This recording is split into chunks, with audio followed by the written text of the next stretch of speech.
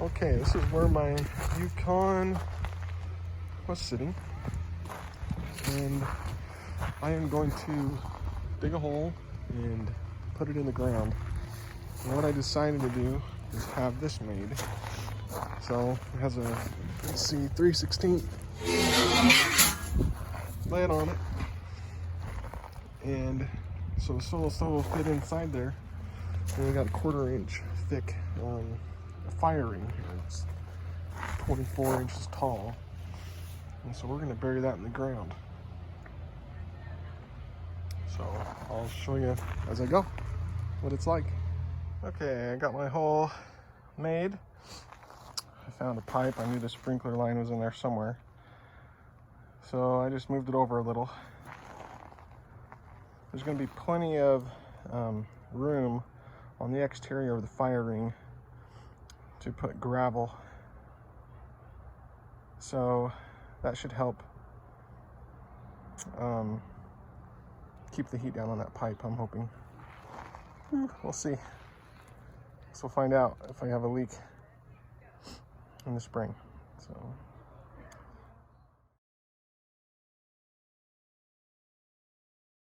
now I have the 1/4 inch thick steel fire ring, and there's quite a bit of space here between the pipe, probably 6 inches. So I'm going to put some clay soil back down right here. You have a little retainer there to keep it there, and then I'm going to fill this full of cinders all the way around. I don't know why, I'm just gonna do it so it drains. I don't know. And I have about 2 inches of this crushed gravel in the bottom. Anyways, fun times. All right, we're to the point where we can call this a bean hole. And hey Max, hold this for me. Just record the bean. Okay, so this is the bean hole.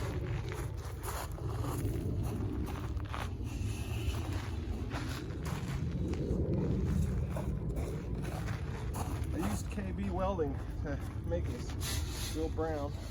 And this lid's got little tabs on there, so it'll stay. You know, it won't slide around on there. It's pretty heavy. Okay, so this is my bean hole, and I'll talk more about that later.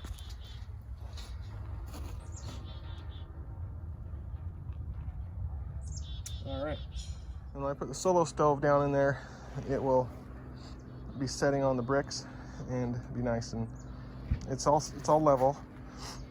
But I thought the cinders, the more coarse cinders, would be nice. Just maybe it'll help with airflow, I don't know, and also just for drainage. All right, so this is 32.5 in diameter and 18 inches deep, and that fits the original Yukon, which is 30 inches. That gives about an inch, a little slightly over an inch clearance all around, and I'm hoping that's enough airflow.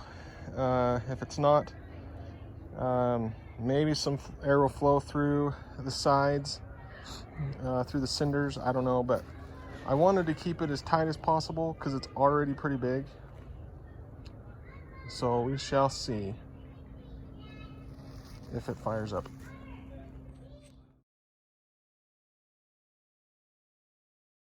All right, so here we go. The whole idea behind burying the solo stove was the frequent complaint that you can't really feel the heat on your feet, and so pretty sure this is going to solve that problem. Just because I worked here recently, if I were to level out this dirt so that it's all an even a level area, the cinders would be about an inch from the top of the fire ring that I just installed. And hold this, bud. And so I store it away. Do this. It's pretty heavy.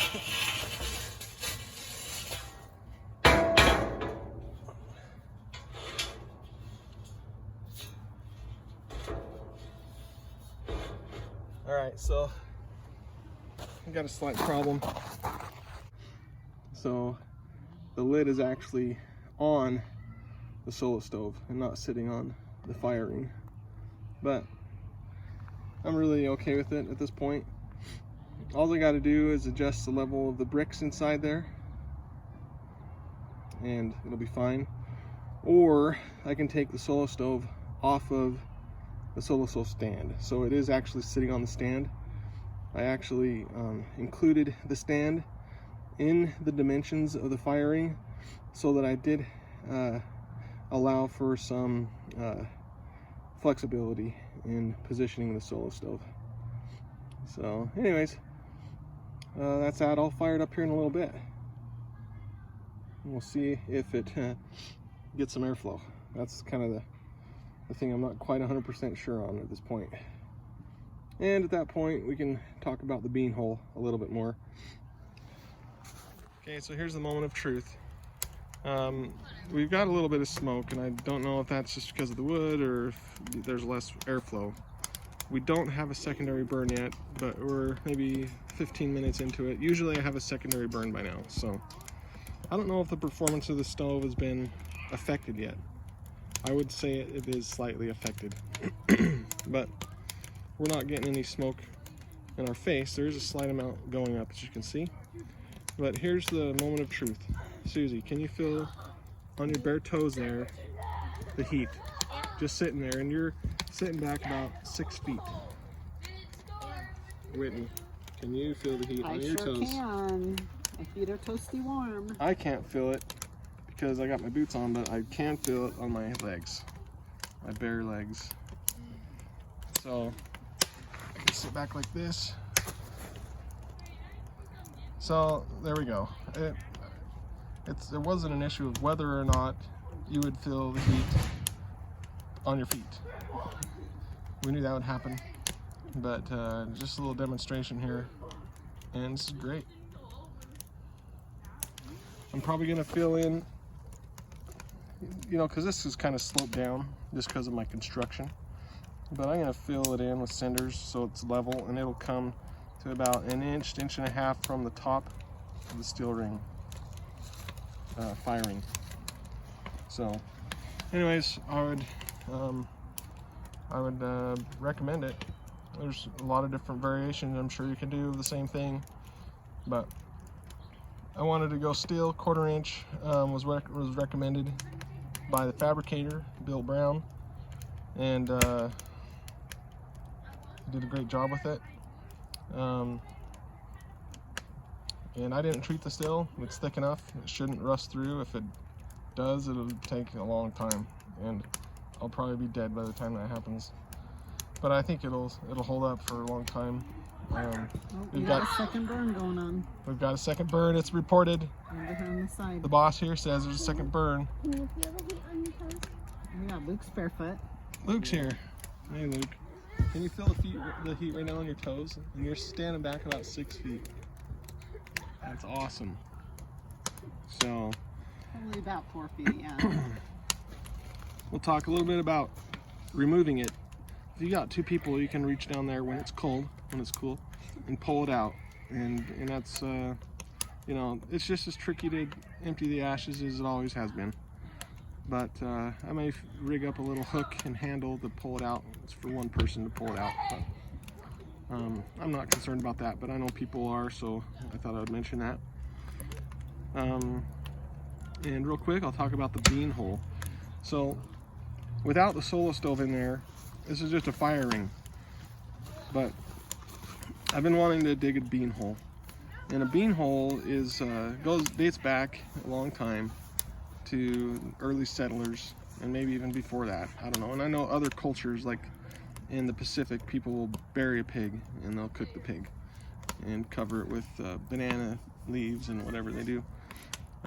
But the idea of the bean hole is to, and again, imagine that the solo stove's not there, but I start a fire in the bottom of the bean hole in the fire ring and get it good and hot, and then I lower down my Dutch oven or whatever I'm going to be cooking, lower it down in the Dutch oven, and then I'll throw on that still lid, and then what they used to do was completely bury the lid.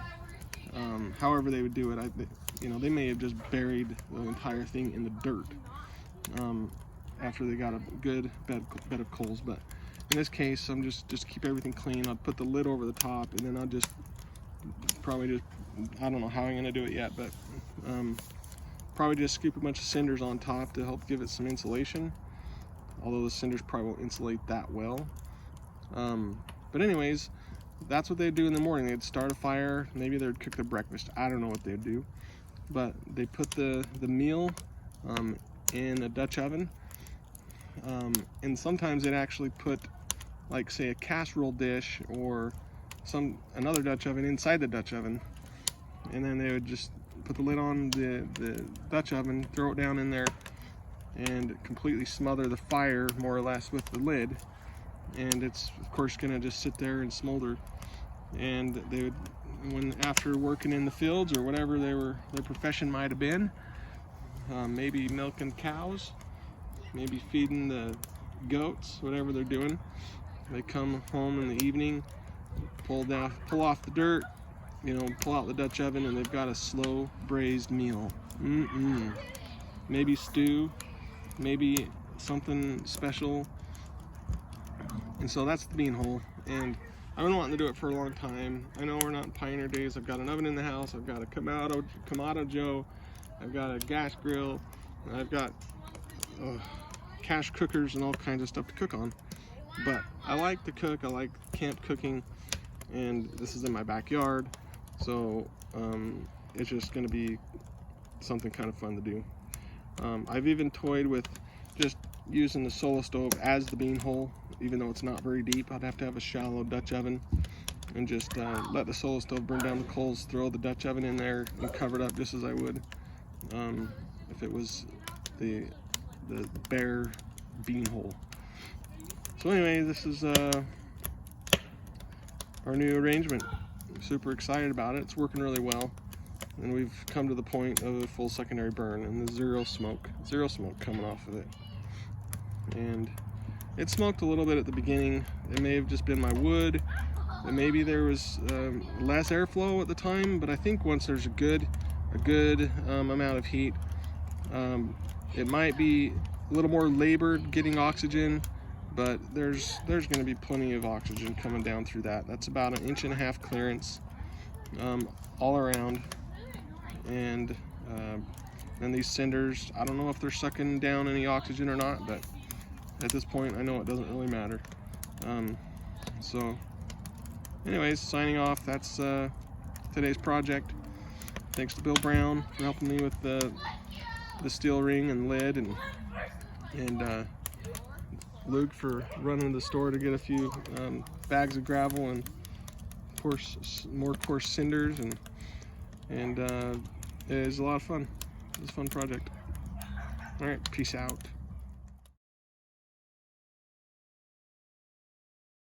Okay, we're dying down. It's been a good fire.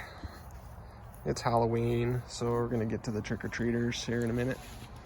But I guess the drawback to this, I don't regret it. I'm not gonna say that I regret it, but because I don't. I'm really happy with the design, the way it works, all that. But it's permanent. I can take the Yukon out and take and burn a fire somewhere else, of course, or I can take my bonfire or my Ranger or my campfire. I can take them and go have fires anywhere. But like, if for some reason I'm not really satisfied with this spot, which is where we've been burning the Yukon now for, I guess, 2 years. It's been a good spot, so I'm happy with it. I can always move it, but it's kind of a lot of work.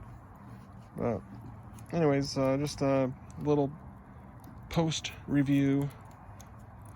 Talk to you later.